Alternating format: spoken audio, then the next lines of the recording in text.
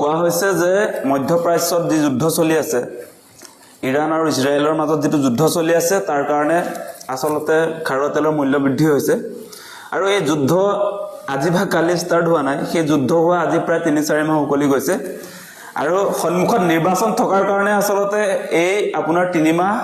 মানে খাৰুৱা তেলৰ মূল্যটো বৃদ্ধি কৰা নাছিলে চৰকাৰে আমাৰ এই মোদী চৰকাৰে আজিৰ দিনটোত আসলতে পেট্ৰল আৰু ডিজেলত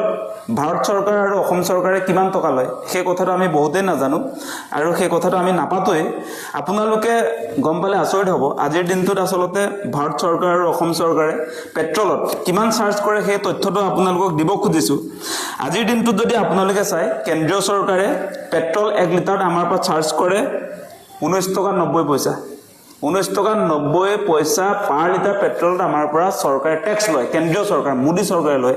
তাৰ পাছত আমাৰ ষ্টেট গভৰ্নমেণ্টে ৰাজ্য চৰকাৰ হিমন্ত বিশ্ব শৰ্মাই 1 লিটাৰ পেট্ৰলত আমাৰ পৰা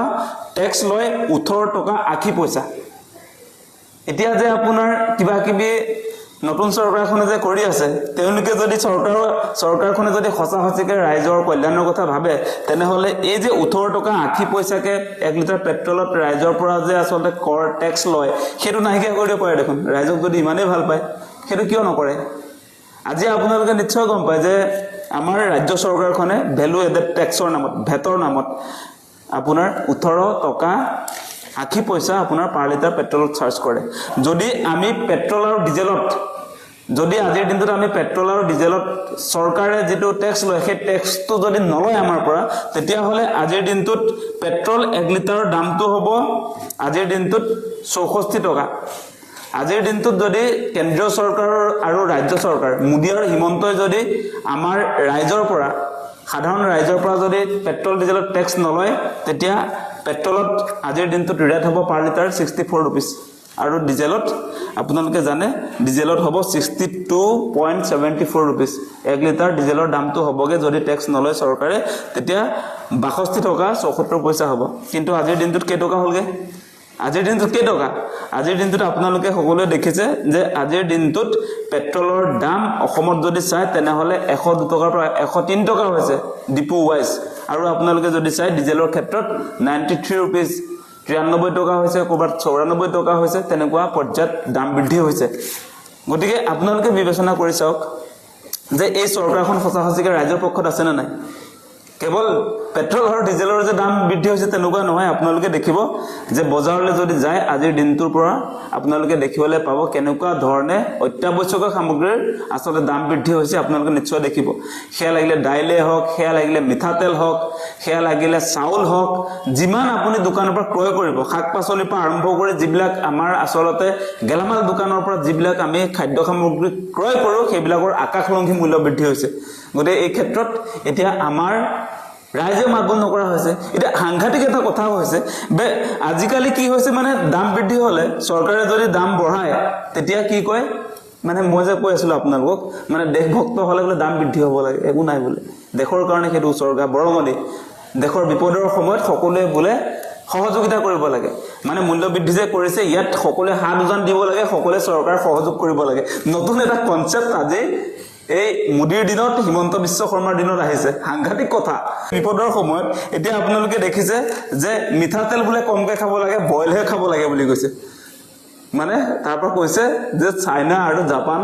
সেই থাইলেণ্ডৰ মানুহে বইলহে খায় সেই কাৰণে ধুনীয়া বুলে স্বাস্থ্যপাতি সেই কথা বতৰা আজি বিজেপি মানুহবিলাক কৈছে কি যে মানুহ আৰু আপোনালোকে আচৰিত পাব আজি সংবাদ মাধ্যমত এটা বস্তু প্ৰচাৰ হৈ আছে যে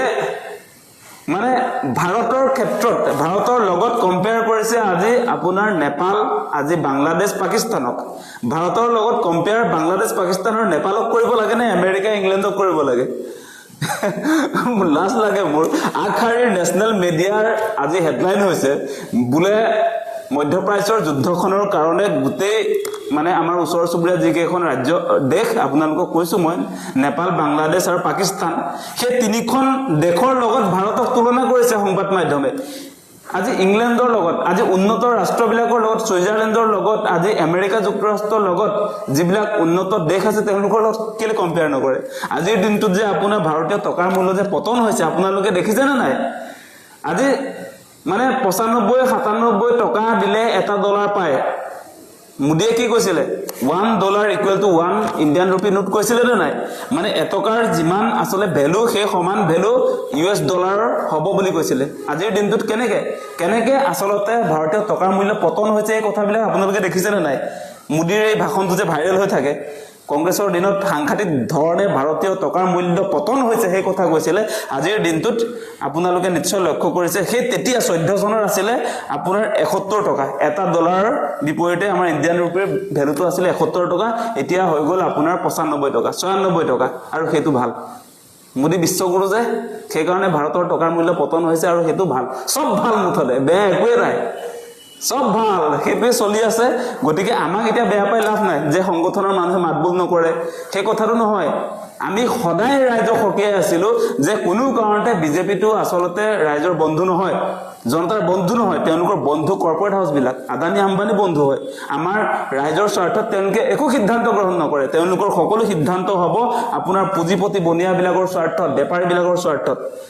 সেই কথাটো আপোনালোকক কৈছো আৰু আপোনালোকৰ গাত লাগিছে নে নাই কথাটো যে মই কৈ আছো আপোনালোকক যে 18 টকা 80 পইচা আপোনাৰ 1 লিটাৰ পেট্ৰলৰ আমাৰ পৰা এই অসম চৰকাৰ এই হিমন্ত বিশ্ব শৰ্মাৰ টেক্স লৈ আছে আজিৰ দিনটোত দেশৰ বিপদৰ সময়ত এই 18 টকা 80 পইচাটো কিয় ৰেহাই দিব পৰা নাই সেইটো যে তেওঁলোকে টেক্স লৈছে 1 লিটাৰ পেট্ৰলত আজি মোদীয়ে দেশভক্ত এই মোদীয়ে যে আপোনাৰ প্ৰতিজন মানুহৰ পৰা 19 টকা 90 পইচাকে যে 1 লিটাৰ পেট্ৰলত টেক্স লৈ আছে সেই কথাটো আপোনালোকে কেতিয়া বুজি পাব সেই কথাবিলাক আমি আসলে প্ৰশ্ন সুধিব লাগিব আজি যিটো সময়ত দেশৰ অৱস্থা বেয়া এই সময়ছোৱাত দেশৰ ৰাইজক আসলতে বিপদমুক্ত কৰিবৰ কাৰণে প্ৰয়োজনীয় ব্যৱস্থাপনা কি লৈছে আপোনালোকে বিবেচনা কৰি চাওক গতিকে কোনো কাৰণতে আসলে মোদী বিজেপি আৰএছএছ হিমন্ত বিশ্ব শৰ্মা সেইবিলাক যে ৰাইজৰ বন্ধু নহয় সেই কথাটো অতি স্পষ্ট